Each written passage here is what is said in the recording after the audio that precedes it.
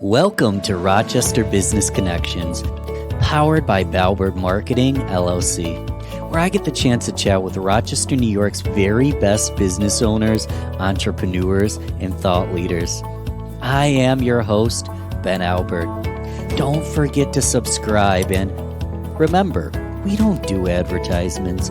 My fee for this show is simple. If you gain value from the episode, personally share with a friend and explain your favorite part. Let's get started. Shaun, welcome to Rochester Business Connections. How are you? I'm doing great. How are you, Ben? I'm doing great. Shaun Fowler, he is the owner of Friendly Neighborhood Bookkeeping here in Rochester.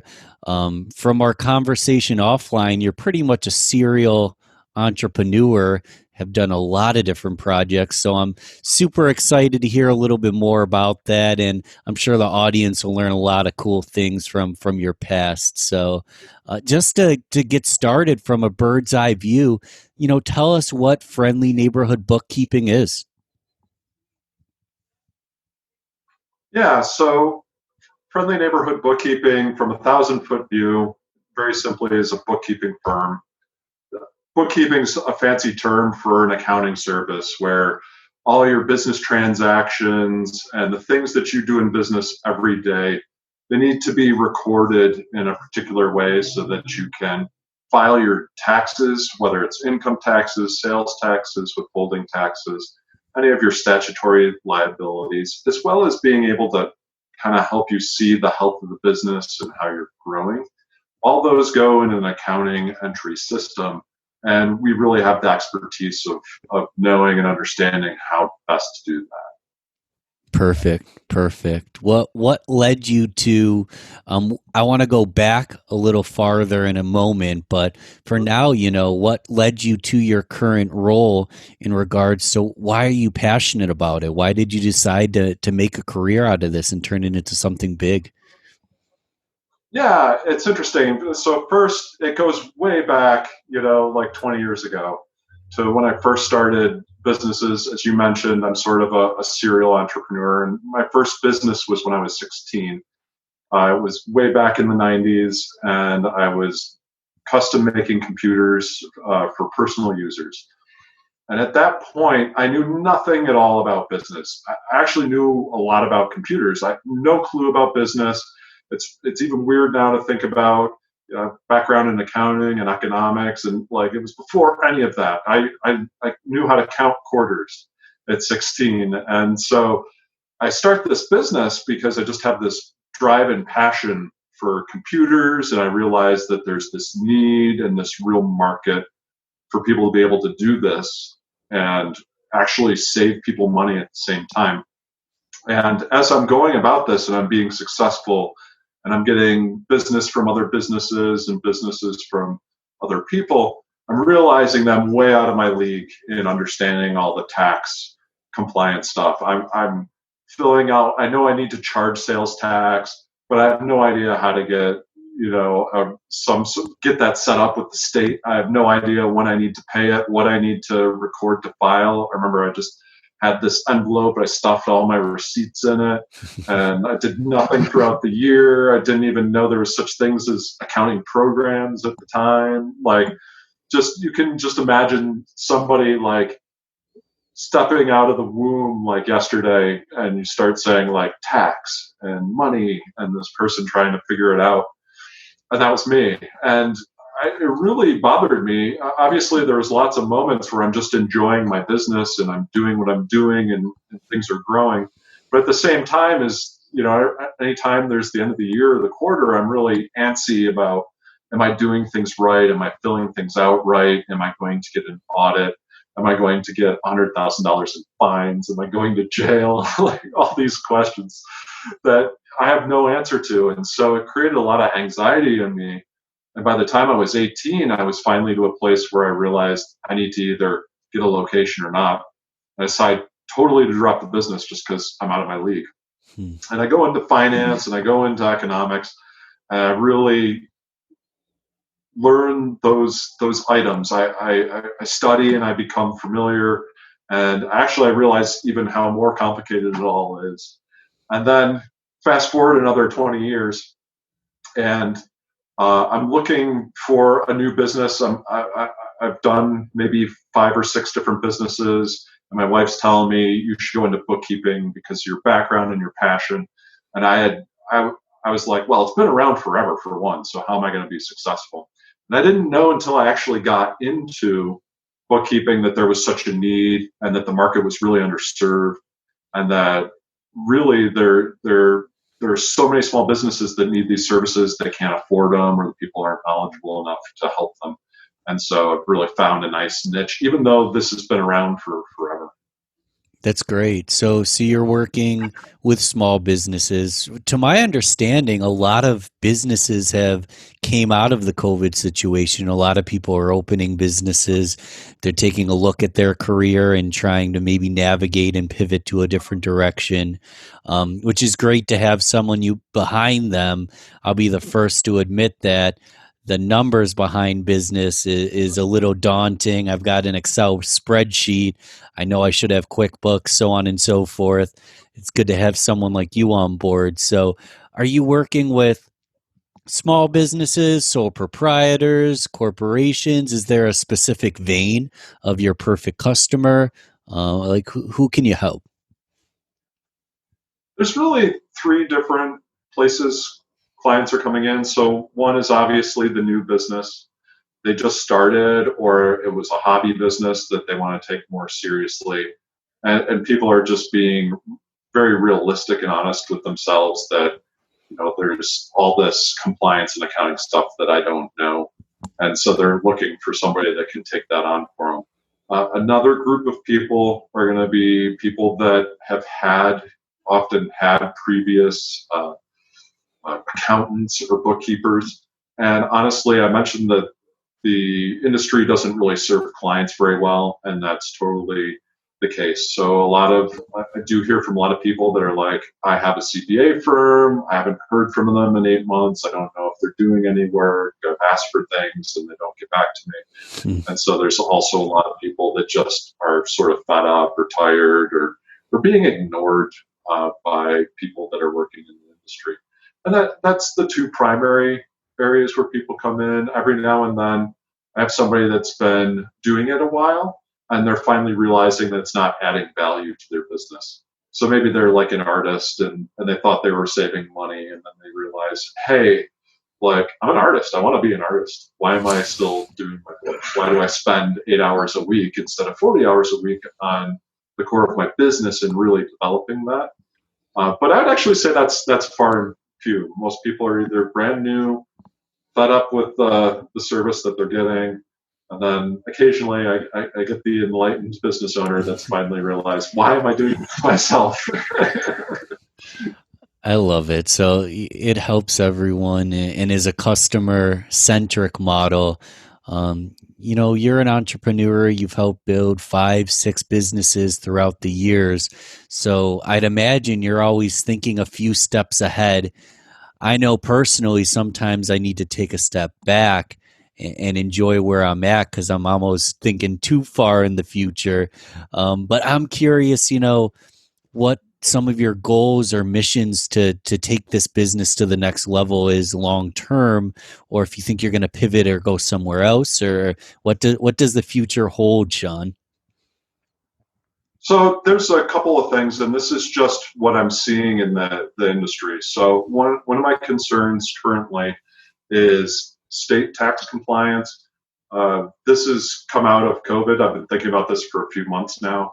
And a lot of people, if you're, under 30 and you've never had a business before, you've not been through this. But what happens is whenever there's an economic problem, there's budget shortfalls, what happens is states go after businesses in about 100 different ways.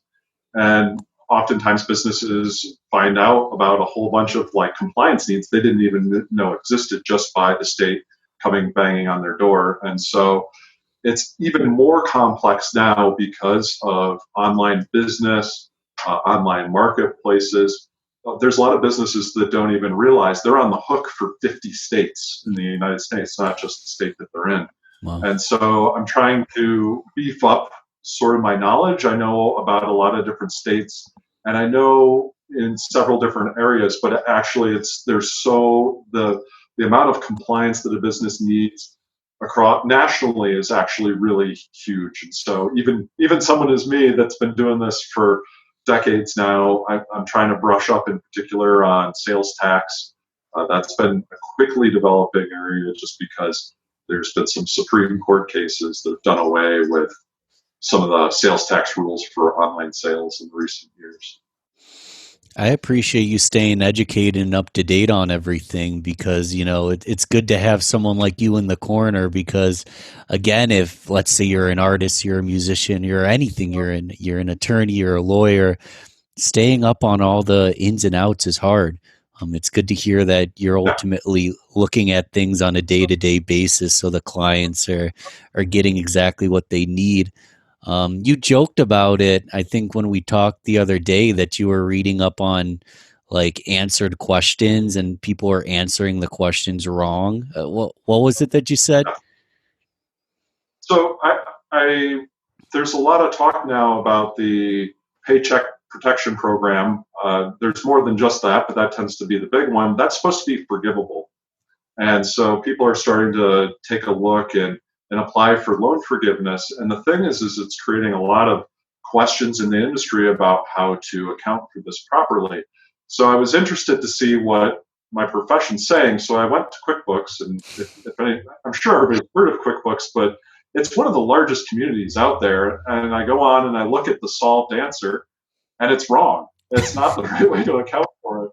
And then I'm reading a lot of the other replies, and they're wrong too.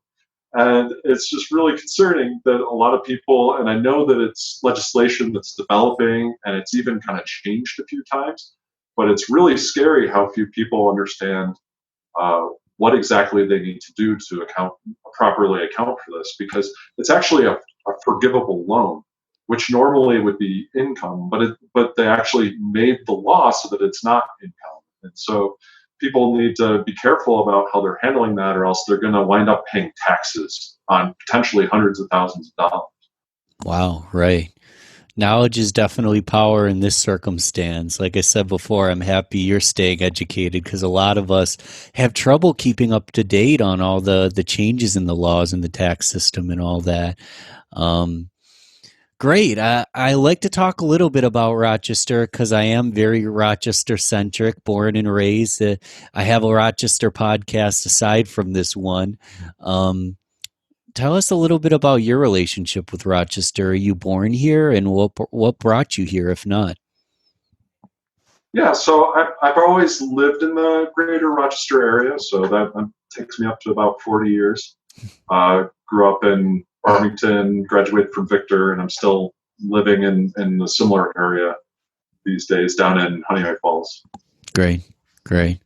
And the whole greater Rochester area is beautiful. We've been talking about Rochester itself having a lot of great festivals, things like that. But other people on the podcast talk about the lakes. But you're ultimately originally a little bit of an East Sider, so you might even have a little Yeah. bit a different point of view. I don't know if you like going to the winery, stuff like that. I'm just curious because I've gotten a lot of great feedback on the show. What are some of your favorite things to do in the greater Rochester area? Any recommendations? Sure. And I will point out, I lived on the west side for 1 year. Okay. So maybe that makes me an honorary West Sider. I don't know. But uh, you be there. One of the things that I really enjoy is actually physical activity. I really love bike riding and jogging, and so I love being out on the Erie Canal, and especially I actually love being out on the west side of the Erie Canal because you can go almost all the way to Buffalo with the trail uninterrupted. It's beautiful. There's so much to see. There's dozens of little Erie Canal villages that are just charming and beautiful and have lots of little hole in the walls to discover. You can go through beautiful farmland. There's places I've even found myself going through a wetland. I don't know why they put a canal through a wetland, but they did, and it's wonderful to ride through. So that's, if you ask me if I had, unlimited time to go do something today, I'd be out there. I love it. I love it. And you're a problem solver. A problem solver. I'm curious if there's anything that we could do better on, or recommendations to strengthen the city. No wrong answers. You could even say that we're doing great, but I'm curious if you've noticed any things that we could really double down on to make the city better. Not just Yeah. the city. So, yeah. Well, the city and the area really, I don't know how many people know this, but we actually have the highest education per capita in the nation. And I we didn't know that. really, in terms of economic development, it's actually starting to kind of pick up, but at least we've held this rank for almost a decade. And it's really gone unleveraged. And you sit there and you look at companies that take a pass on Rochester all the time, they're completely overlooking the cost of labor for the level of education that you get.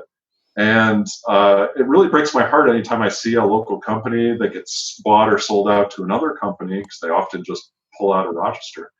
But that's a resource that really the area could take advantage of.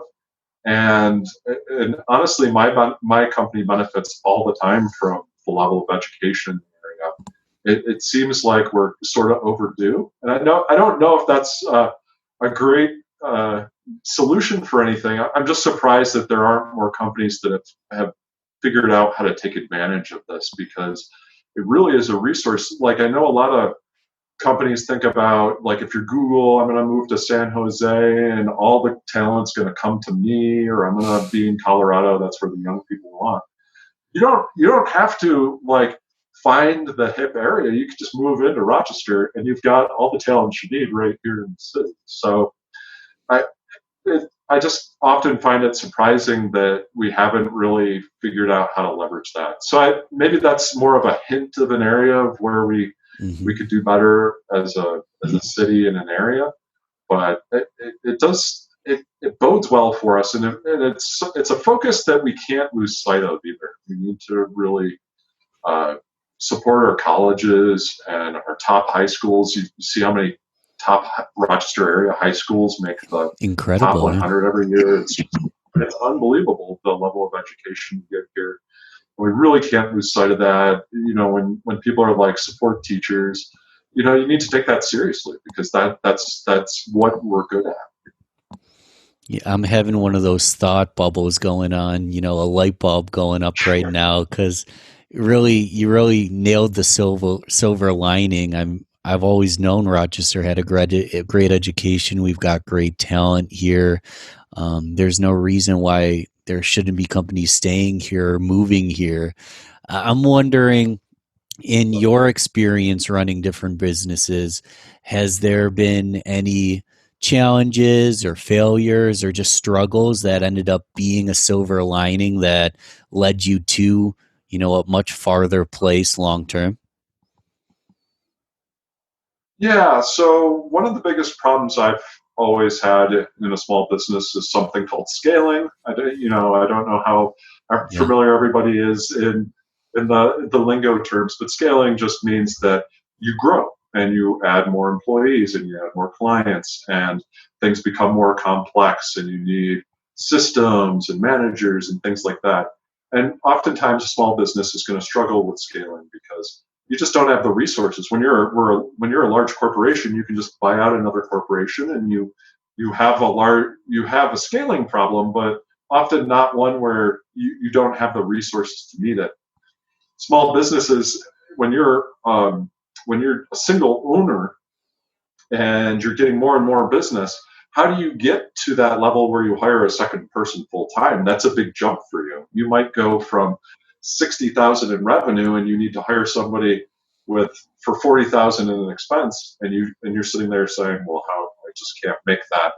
Hmm. And so, if you really want to develop your business early on, in the very early stages, first few years, you need to spend a lot of time thinking about scaling and how you can pull that off, and what resources you can leverage. And honestly, this is one of the first businesses I found where I've actually been able to find some successful scaling. In a lot of cases, my prior businesses were not successful for that reason. No, that's great. I forget his name, but he always talks about scaling, and he says there's infinite amount of hours in the day. You only might have 40 hours, but you hire someone, then you have 80 hours. You hire someone, you train them, then you double that up. That's 160 hours. Before you know it, I've got a team. I've got 100,000 hours in the day, and I only work 30. And it's a Right. great concept, and it's easy to explain. You just hire, train, hire, train, hire, train. I can't imagine that it's that easy to actually put into practice and do well. Um, how how big's your company It, right it, now? Go on. um, I've got, well, it's me and two, and I'm about to bring on a third.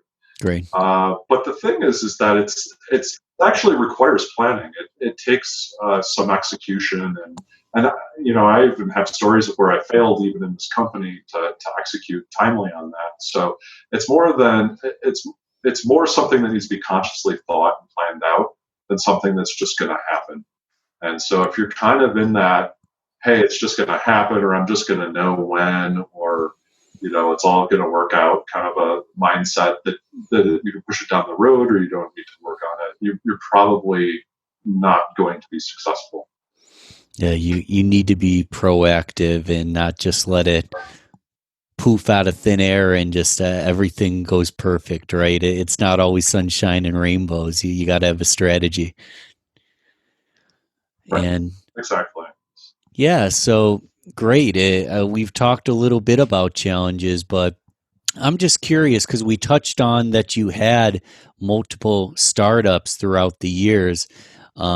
Can we just kind of give a bird's eye view of what you've done in the past and maybe some successes or challenges with those endeavors?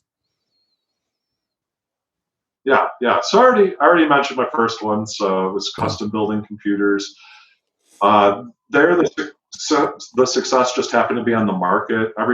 There's a lot of in any market there are disrupting technologies and things that become available. And if you're quick to jump on there, you can actually grow and be successful really quickly and have very strong margins. And that's sort of an example with me, because back in the day, I used to have these companies that would build you computers and they charge like $5,000, but all the individual components maybe cost like 2,500, and then you could sell it for 4,000, and a customer loves that because it's $1,000 cheaper than what they were seeing, and then you've pocketed 1,500.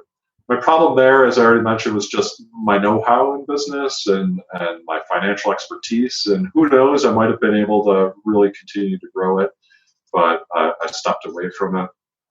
Uh, I've actually been a fairly successful blogger, and there it's funny you mentioned I, I about like the different issues I had, because my problem there was scaling. I literally was not interested in investing in the business. I was not interested in hiring out.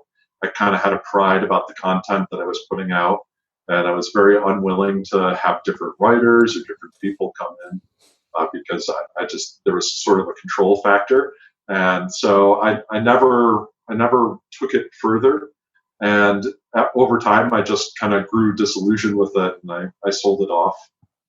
I've helped my wife start a music, uh, like a private music studio, and that was very successful. And in that case, our goals were very minimal. We didn't have very long-term goals to grow it out or grow huge, and I think that really fit us really well. And I think that's a good lesson for anybody. Like if you have a goal of, I just want to fill up my time, like I just want this to be my job, and this is not really something bigger or something greater than that. I don't want it to be a company.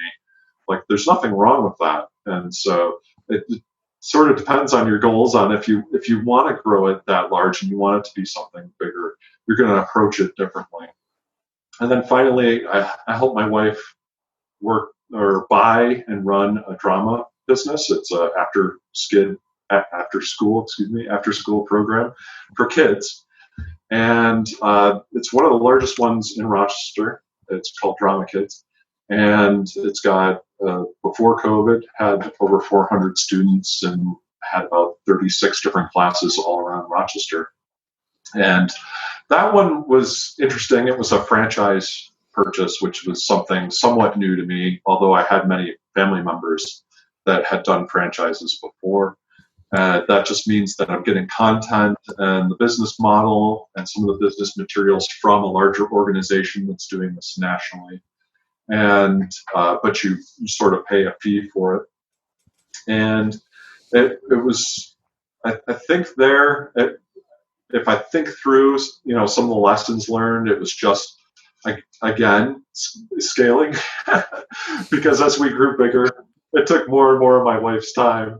And she got to the point where she went from working, like 40 hours to 60 and in some weeks 80 hours as she was growing it. And there was really diminishing returns. So she found that going from, say, 350 students to 450 students meant 20 hours more work of her time, which is weird when if you did the math, like, why does adding 100 more students so much more work than 350 students? And so, at least in that model, that was sort of the thing we had to stop and take a look and really evaluate locations and profitability and really take a hard look at locations, because our original goal was just we really wanted to grow the program as large as we could. And we never stopped to ask, like, are there locations that's not worth it? Are there locations where we're not seeing the cost in administration or the cost and the time to manage things? And so I think that's been a very interesting lesson. And so actually by kind of condensing things, we've found a better sweet spot for her time and what she's doing. Love it. Lots of lessons, lots of experience. I wish I could talk to you all day. I want to move on to the rapid fire round, Shaun, where we just ask short, sweet, this or that question just to get to know Shaun a little bit better. How's that sound? Yep, I'm ready. Awesome. How about coffee or tea? Tea. Beer or wine? Beer. Cats or dogs? Dogs. Dogs. Mornings, or are you a night owl? Mornings. Favorite season of the year? Fall. The most polarizing of them all, Android or iOS? Android, hands down. Love it. Ultimately, Shaun, thanks for coming on. Thanks for sharing your insight, your knowledge, your experience. Obviously, if you're listening, people at home, and you run a business, Shaun is paying attention and educating himself at all times. He has advice for you to ultimately help make your business run sound. You don't have to do it all by yourself.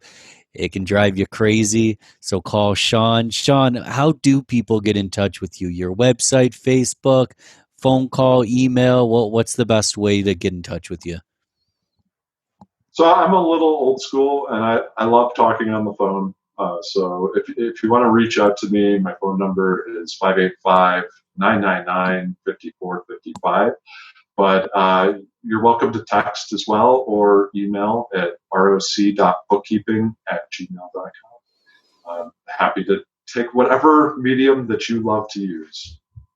Love it. Get in touch with Shaun, everyone. Thanks again for coming on. Appreciate chatting with you.